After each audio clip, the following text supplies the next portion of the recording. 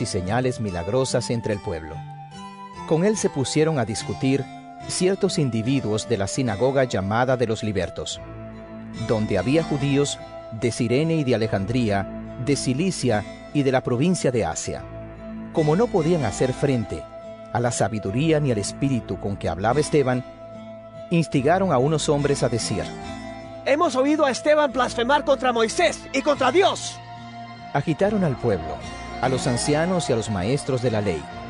Se apoderaron de Esteban y lo llevaron ante el consejo. Presentaron testigos falsos que declararon: Este hombre no deja de hablar contra este lugar santo y contra la ley. Le hemos oído decir que ese Jesús de Nazaret destruirá este lugar y cambiará las tradiciones que nos dejó Moisés. Todos los que estaban sentados en el consejo fijaron la mirada en Esteban y vieron que su rostro se parecía al de un ángel. Hechos capítulo 7. ¿Son ciertas estas acusaciones? Le preguntó el sumo sacerdote. Él contestó: Hermanos y padres, escúchenme. El Dios de la gloria se apareció a nuestro padre Abraham, cuando éste aún vivía en Mesopotamia, antes de radicarse en Harán. Deja tu tierra y a tus parientes, le dijo Dios, y ve a la tierra que yo te mostraré. Entonces salió de la tierra de los caldeos y se estableció en Harán. Desde allí, después de la muerte de su padre, Dios lo trasladó a esta tierra donde ustedes viven ahora. No le dio herencia alguna en ella, ni siquiera dónde plantar el pie, pero le prometió dársela en posesión a él y a su descendencia, aunque Abraham no tenía ni un solo hijo todavía. Dios le dijo así: tus descendientes vivirán como extranjeros en tierra extraña, donde serán esclavizados y maltratados durante 400 años.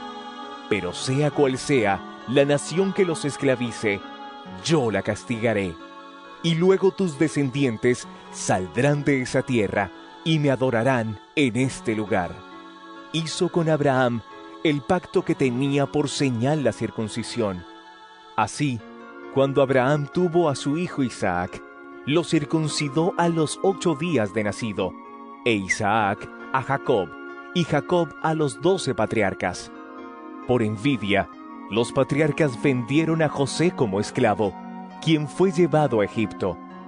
Pero Dios estaba con él, y lo libró de todas sus desgracias. Le dio sabiduría para ganarse el favor del faraón, rey de Egipto, que lo nombró gobernador del país y del palacio real. Hubo entonces un hambre que azotó a todo Egipto y a Canaán, causando mucho sufrimiento, y nuestros antepasados no encontraban alimentos. Al enterarse Jacob de que había comida en Egipto, mandó allá a nuestros antepasados en una primera visita.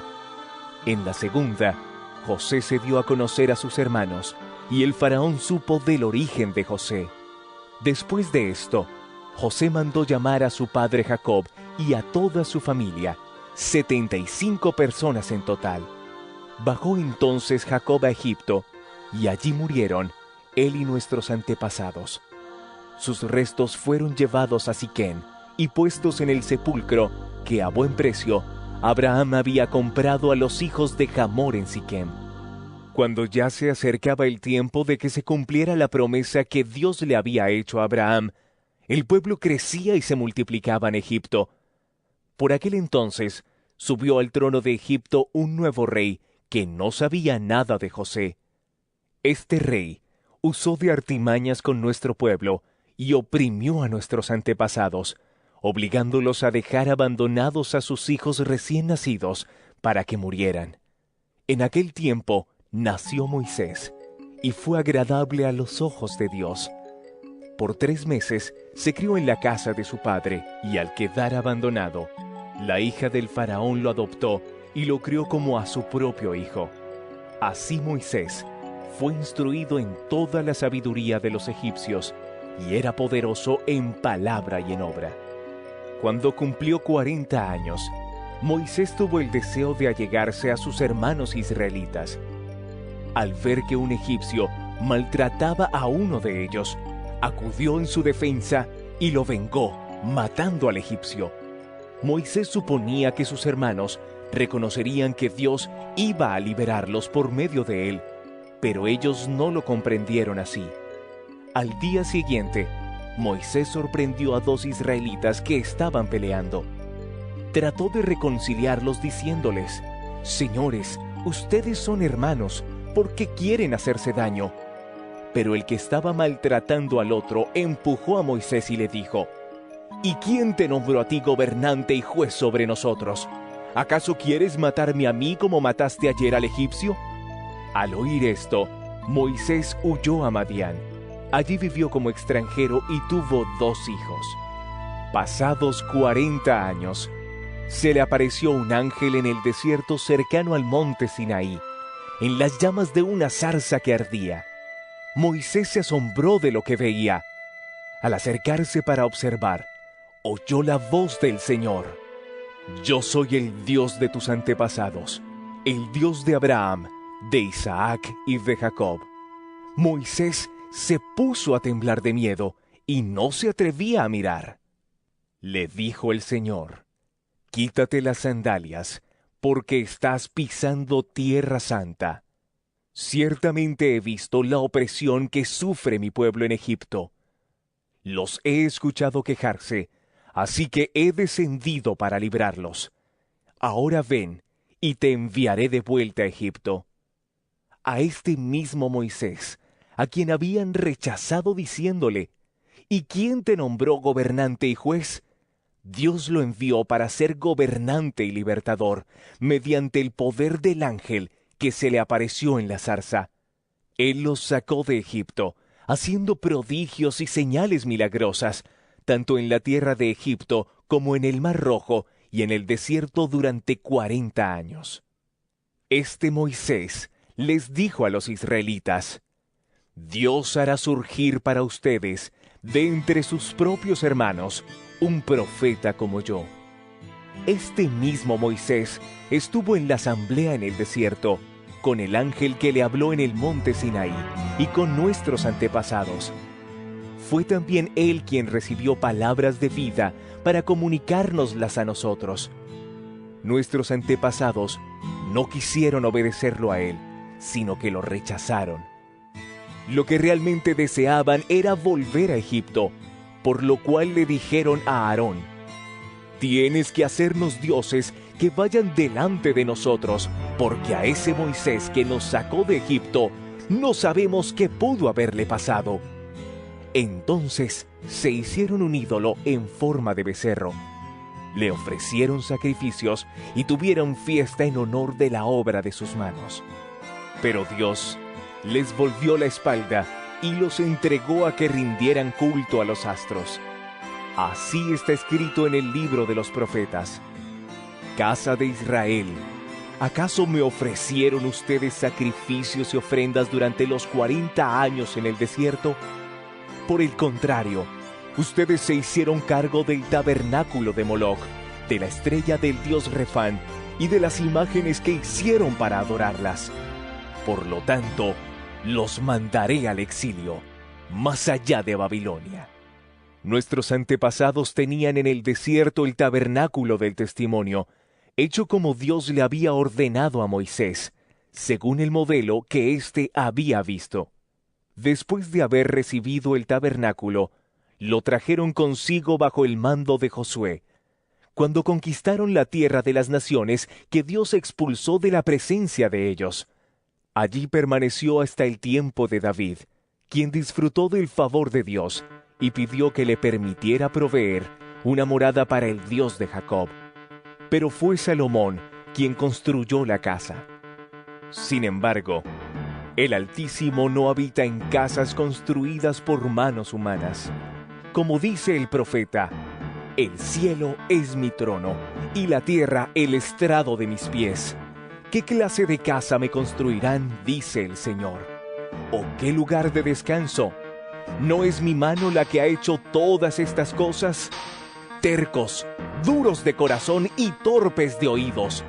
Ustedes son iguales que sus antepasados. Siempre resisten al Espíritu Santo. ¿A cuál de los profetas no persiguieron sus antepasados? Ellos mataron a los que de antemano anunciaron la venida del justo, y ahora lo han traicionado y asesinado a ustedes, que recibieron la ley promulgada por medio de ángeles y no la han obedecido. Al oír esto, rechinando los dientes, montaron en cólera contra él. Pero Esteban, lleno del Espíritu Santo, fijó la mirada en el cielo y vio la gloria de Dios, y a Jesús de pie a la derecha de Dios. Veo el cielo abierto y al Hijo del Hombre de pie a la derecha de Dios. Entonces ellos, gritando a voz en cuello, se taparon los oídos y todos a una se abalanzaron sobre él, lo sacaron a empellones fuera de la ciudad y comenzaron a apedrearlo. Los acusadores le encargaron sus mantos a un joven llamado Saulo. Mientras lo apedreaban, Esteban oraba. Señor Jesús, decía, recibe mi espíritu. Luego cayó de rodillas y gritó, Señor, no les tomes en cuenta este pecado. Cuando hubo dicho esto, murió. Hechos, capítulo 8. Y Saulo estaba allí, aprobando la muerte de Esteban. Aquel día se desató una gran persecución contra la iglesia en Jerusalén, y todos, excepto los apóstoles, se dispersaron por las regiones de Judea y Samaria. Unos hombres piadosos sepultaron a Esteban e hicieron gran duelo por él. Saulo, por su parte, causaba estragos en la iglesia. Entrando de casa en casa, arrastraba a hombres y mujeres y los metía en la cárcel. Los que se habían dispersado predicaban la palabra por donde quiera que iban. Felipe bajó a una ciudad de Samaria y les anunciaba al Mesías. Al oír a Felipe y ver las señales milagrosas que realizaba, mucha gente se reunía y todos prestaban atención a su mensaje.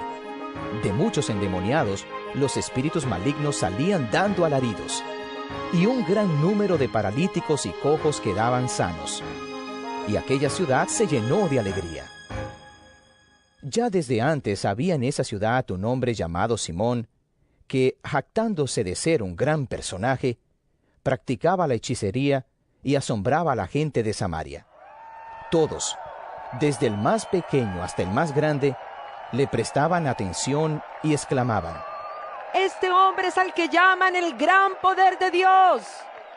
Lo seguían porque por mucho tiempo los había tenido deslumbrados con sus artes mágicas. Pero cuando creyeron a Felipe, que les anunciaba las buenas nuevas del reino de Dios y el nombre de Jesucristo, tanto hombres como mujeres se bautizaron. Simón mismo creyó, y después de bautizarse, seguía a Felipe por todas partes, asombrado de los grandes milagros y señales que veía. Cuando los apóstoles que estaban en Jerusalén se enteraron de que los samaritanos habían aceptado la palabra de Dios, les enviaron a Pedro y a Juan. Estos, al llegar, oraron por ellos para que recibieran el Espíritu Santo, porque el Espíritu aún no había descendido sobre ninguno de ellos. Solamente habían sido bautizados en el nombre del Señor Jesús. Entonces Pedro y Juan les impusieron las manos, y ellos recibieron el Espíritu Santo. Al ver Simón que mediante la imposición de las manos de los apóstoles se daba el Espíritu Santo, les ofreció dinero y les pidió: Denme también a mí ese poder, para que todos a quienes yo les imponga las manos reciban el Espíritu Santo. Que tu dinero perezca contigo.